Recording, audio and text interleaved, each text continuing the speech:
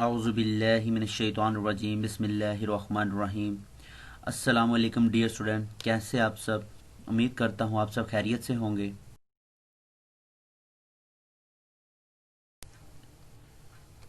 जी student, आज हमारा 10th class chemistry का चैप्टर नंबर 10 में जो आज हमारा टॉपिक है 10.2.1 इंडिकेटर्स। हमने अपने प्रीवियस लेक्चर के अंदर पीएच स्केल को देखा था और देखा था कि किस तरह हमारे पास एसिड बनते हैं और किस तरह हमारे पास हाइड्रो एक्सल यानी कि हमारे पास वो आते हैं, बेसिस आते हैं। ठीक हो गया। अब हम देखना चाहते हैं कि किस तरह हमें पता चले कि जो हमारा सोल्यूशन है वो एसिड है या वो बेस है या अल्कलाइन है। ठीक हो गया। अब उसके लिए हमारे पास कुछ कलर की कोडिंग होती है, उससे हमें वो कलर से इंडिकेट हो जाता है। क्योंकि ये नाम से इंडिकेटर, नेम से ही शो हो रहा है कि इंडिकेट करना यानी किसी चीज़ को आइडेंटिफाई करना। ठीक हो गया। तो वो कलर कोडिंग के ज़रिए हम आइडेंटिफाई करते हैं अपने सोल्यूशन को। तो आए शुरू करते हैं अपना लेक्चर आज। सबसे पहले हम बात करते हैं कि ये जो इंडिकेटर है हमारे पास बेसिकली ये क्या है, कौन से कंपाउंड्स की करता है। ऑर्गेनिक कंपाउंड्स को इंडिकेट करता है और इसके अंदर हमारे पास कुछ डिफरेंट कलर्स होते हैं जिसके अंदर हमारे पास एसिडिक एंड अल्कलाइन सोल्यूशन के मौजूद होते हैं। ठीक हो गया। अल्कलाइन में बेस ही है हमारे पास। तो इसकी हमारे पास एक कॉमन जो हमारे पास एक इंडिकेटर आता है वो है हमारे पास लिटमस। लिटमस क्या करता है कि ये रेड कलर देता है किसके अंदर, एसिडिक सॉल्यूशन के अंदर। लिटमस क्या करता है, हमारे पास रेड कलर देता है किसके अंदर, एसिडिक सॉल्यूशन के अंदर। और अल्कलाइन या बेस के अंदर हमें कौन सा कलर देता है, ब्लू कलर देता है। ठीक हो गया। तो हम एक एग्जाम्पल लेते हैं, उसके बाद फिर हम कलर कोडिंग को भी देखते हैं और एक एग्जाम्पल को भी सोल्व करते हैं। एग्जाम्पल हम सबसे पहले लेते हैं फिनोलेफ्थलीन की। हम एग्जांपल लेते हैं। फिनोलेफ्थलीन बेसिकली हमारे पास कलरलेस होता है। कब कलरलेस होता है, स्ट्रोंगली कलरलेस होता है। कब, जब हमारे पास स्ट्रोंग एसिड सोल्यूशन होता है। स्ट्रोंगली एसिड सोल्यूशन, जब हमारे पास एसिड सोल्यूशन होगा तो जो हमारे पास फिनोलेफ्थलीन है ये कलरलेस होगा। और अगर ये हमारे पास अल्कलाइन होगा यानी कि हमारे पास बेस होगी तो तब हमारे पास ये कौन सा कलर देगा, रेड कलर देगा। अब इसका ये रेड कलर कब शो होता है और हमारे पास कलरलेस कब होता है, उसके लिए हमारे पास छोटा सा हिंट है कि जब जैसे ही इसकी पीएच जो है, इसकी जो पीएच वैल्यू है, क्योंकि हमने देखा था कि पीएच की जो वैल्यू थी हमारे पास 0 से 14 तक होती है। ठीक हो गया। हम प्रीवियस लेक्चर के अंदर इस चीज़ को डिस्कस कर चुके हैं। अब अगर हमारे पास पीएच की जो वैल्यू है वो क्या है, 9 होती है, तब क्या होता है, ये अपना कलर चेंज करना शुरू कर देता है।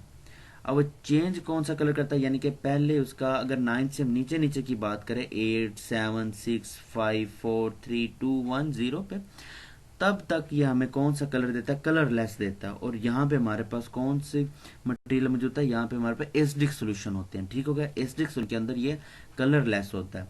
इसी तरह हमारे पास अगर इसकी पीएच अबव हो जाए 9 से 10 11 12 13 14, तो तब जो हमारे पास फिनोलेफ्थलीन है हमारे पास, ये हमें कौन सा कलर देता है, रेड कलर देता है। जैसे कि अभी हम छोटी सी एग्जांपल सोल्व करते हैं इसी को लेते हुए। जैसे कि आपको एक छोटा सा एक्सपेरिमेंटल डायग्राम नजर आ रही है, यानी कि हमने सोल्यूशन डाला। ठीक हो गया। अब जो कि एसिडिक सोल्यूशन था, लेस देन हमारे पास 7 थे, पीएच इसकी लेस देन 7 है, तो यहाँ पे हमारे पास जो सोल्यूशन है आपको नजर भी आ रहा है, कोई कलर नहीं है, कलरलेस है। लेकिन जिस तरह ये अपने 8 वाले पॉइंट पे जाता तो ऑलमोस्ट ये हमारा कलरलेस होता है, लेकिन कुछ न कुछ फर्क पड़ चुका था। जैसे कि आपको यहाँ पे भी बिल्कुल व्हाइट कलर सा लिक्विड नजर आ रहा है, लेकिन यहाँ पे हल्का हल्का कुछ कलरिंग शो हो रही है। लेकिन जैसे ही ये 9 से ज्यादा जाता है ये टोटली अपना कलर क्या करना शुरू करता है, चेंज कर देता है। और इसी तरह ये 14 पे पहुंचते हुए कम्प्लीटली कौन सा कलर तैयार कर लेता है, रेड कलर का हो। ठीक हो गया। तो अभी हम यही डिस्कशन कर रहे थे फेनोलेफ्थलीन की कि ये कलरलेस होता है कब, अगर ये 9 से नीचे नीचे इसकी क्या हो, हमारे पास पीएच हो।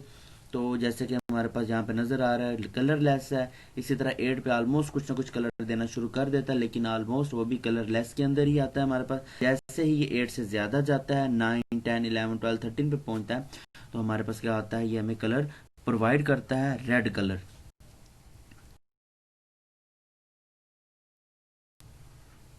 जी आगे हम कुछ 2 3 एग्जांपल और देख लेते हैं। जैसे कि आपको इस डायग्राम के अंदर नजर आ रहा है, हमारे पास मिथाइल ऑरेंज है, लिटमस है, और हमारे पास वही फिनोलेफ्थलीन ही है जिसको हम अभी डिस्कस करके हैं। मिथाइल जो ऑरेंज है हमारे पास, इसकी जो कलर होता है एसिडिक सोल्यूशन के अंदर वो हमें कौन सा कलर देता है, रेड देता है।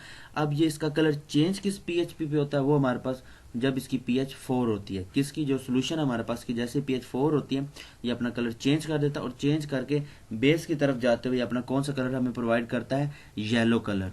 इसी तरह जो लिटमस है ये हमें रेड कलर देता है स्टिक सोल्यूशन के अंदर, और जैसे ही इसकी पीएच 7 होती है ये अपना कलर चेंज करना शुरू करता है और चेंज करते हुए किस तरफ जाता है, ब्लू कलर की तरफ। ठीक हो गया। इसी तरह हमारे पास जो फेनोलेफ्थलीन है ये कलरलेस होता है एसडी के अंदर, जैसे इसकी पीएच 9 पहुंचती है, 9 से ऊपर जाता है तो ये अपनी पीएच को क्या करता है, चेंज कर लेता है। इसके लिए हम छोटी सी एक और डायग्राम देखते हैं। जैसे कि आपको ये डायग्राम नजर आ रही है मिथाइल ऑरेंज की, जैसे कि आपको ये रेड कलर नजर आ रहा है, जैसे इसकी पीएच 4 होती है इसका कलर येलो हो जाता है। याद रखिएगा ये सिर्फ एक नॉर्मली डायग्राम है, ये सडनली अपनी कलर चेंज नहीं करता, बकायदा ग्रेजुअली करता, आहिस्ता आहिस्ता अपना कलर क्या करता है, चेंज करता है। जैसे कि अभी हमने फेनोलेफ्थलीन की जो एग्जांपल देखी थी कि 0 पे जब उसकी हमने चेक की थी तो बिल्कुल हमारे पास एक कलरलेस था, बिल्कुल व्हाइट आपको नजर आ रहा था। ठीक होगा। लेकिन जैसे ही अगर हम बात करें वो 8 के ऊपर आपको डायग्राम नजर आ रहा तो कुछ ना कुछ कलरिंग आ गई हुई थी। इसी तरह फिर आगे जाते हुए अपनी ग्रेजुअली इंक्रीज करता है। इसी तरह हमारे पास लिटमस 7 तक तो रेड देता है, 7 से आगे अपना कलर चेंज करके ब्लू प्रोवाइड करता है हमें कलर। और इसी तरह जो हमारे पास फेनोलेफ्थलीन है हमारे पास वो 9 तक कलरलेस शो करता है, जो कि उसकी एसिडिक प्रॉपर्टी को शो करता है। और इसी तरह फिर 9 के बाद वो अपनी अल्कलाइन सोल्यूशन की प्रॉपर्टी शो करता है और यहाँ पे इसका कलर रेड हो जाता है हमारे पास। ठीक होगा। ये पीएच जिसके ऊपर ये चेंज हो रहा है ये वैल्यूज आप अच्छी तरह याद रख लीजिएगा, अक्सर का ये एग्जाम्स में पूछी जाती हैं।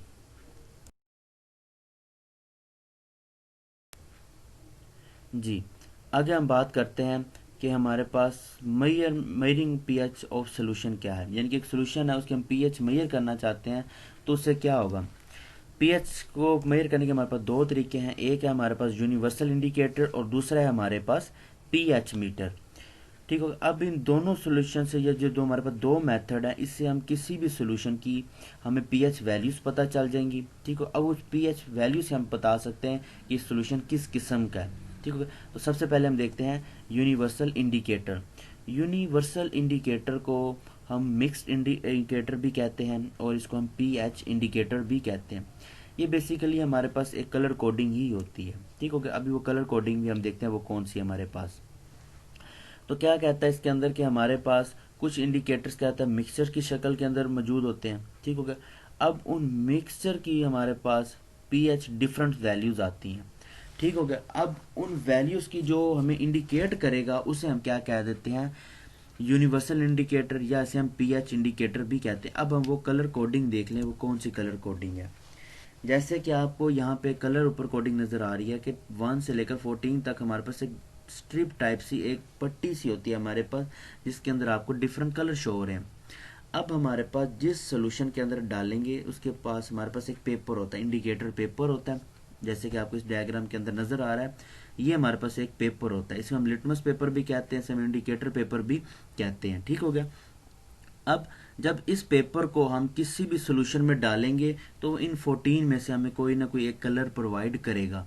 जैसे हमें इनमें से कोई कलर मिलेगा तो हम वहां से कलर के साथ मैचिंग करेंगे और मैचिंग से हम बता देंगे कि इस सोल्यूशन की पीएच वैल्यू क्या है हमारे पास। ठीक हो गया।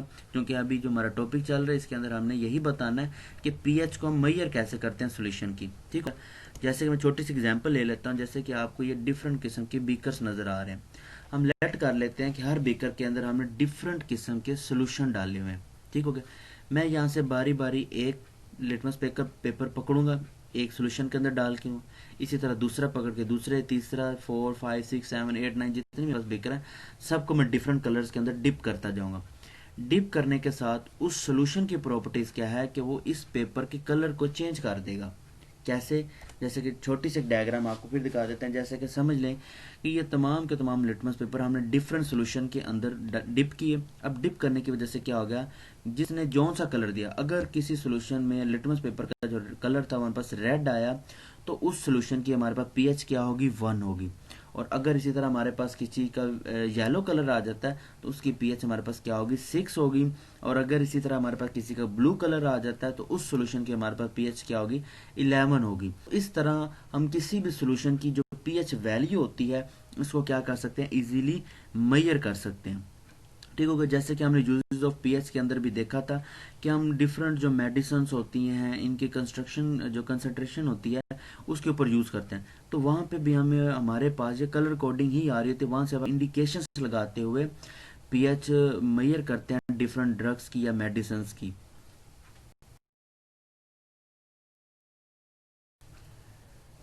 जी। अब मेजरिंग का जो हमारे पास दूसरा तरीका है वो है पीएच मीटर।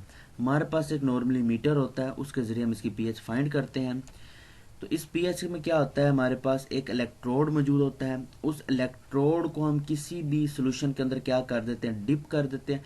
डिप करते साथ ही हमें उसकी सोल्यूशन की जो वैल्यू होती है डिजिटली या स्केली, जिस किस्म का भी हमारे पास मीटर होगा, एनालॉग होगा तो स्केलिंग शो कर देगा, डिजिटल होगा तो हमें वैल्यूज प्रोवाइड कर देगा। ठीक होगा। उसके मुताबिक हमें वहां पे पीएच शो हो जाएगी, तो हमें पता चल जाएगा कि इस सोल्यूशन का हमारे पास पीएच क्या है।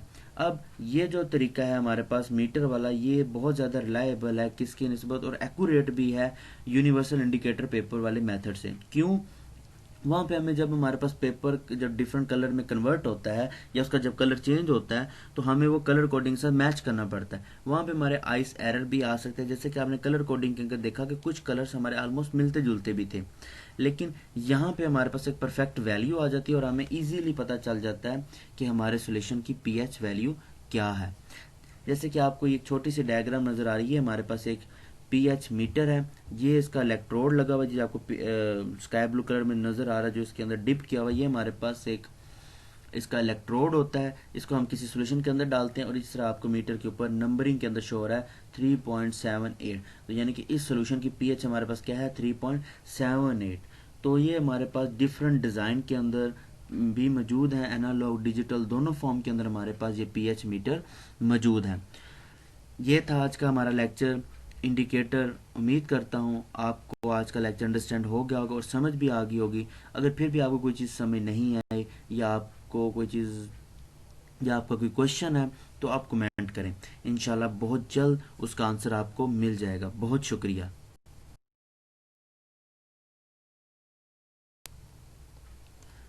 वीडियो अच्छी लगी है, लेक्चर की समझ भी आ रही है तो लाइक करें, कमेंट करें, और अगर अभी तक आपने मेरा चैनल सब्सक्राइब नहीं किया तो मेरे चैनल को सब्सक्राइब करें और साथ लगे छोटे से बेल आइकन को प्रेस कर दें ताकि मेरी आने वाली हर वीडियो या लेक्चर जो है वो आप तक पहले पहुंच सके। इंशाल्लाह हमारी मुलाकात होती है नेक्स्ट लेक्चर में, तब तक के लिए अल्लाह हाफिज़।